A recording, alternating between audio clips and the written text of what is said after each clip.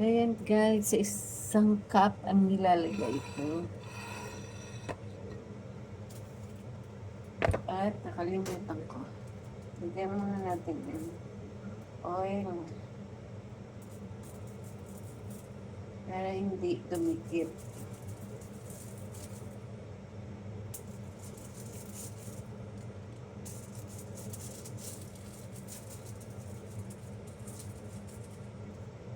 Okay. Tinimpla ko na ito guys kahapon kasi matagal gumawa. Kaya tinimpla ko na, ibabalot ko na rin. Okay.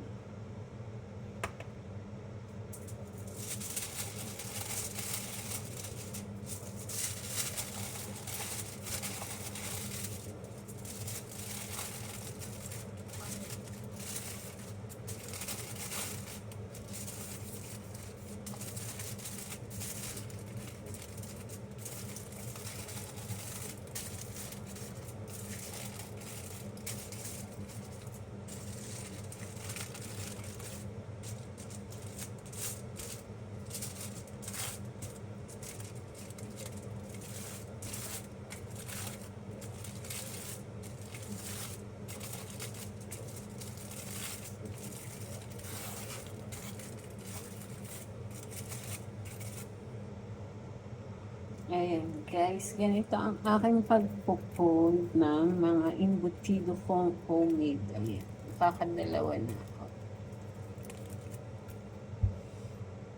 Eto na nga guys ang nagawa ko, bali 5 piraso at saka isang maliit.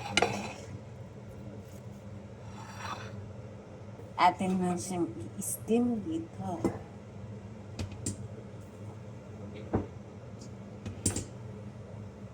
Kumulo na yung ating tubig, ilalagay na guys.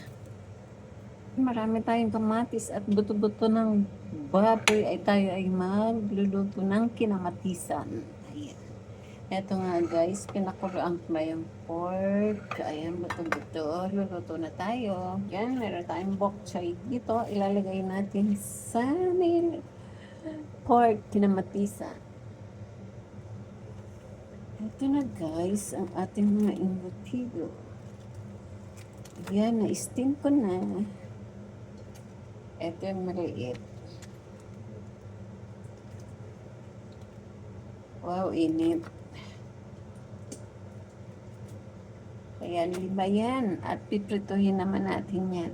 Guys, niliprito na natin ang embutido. Itong kinamatisan. Ayan.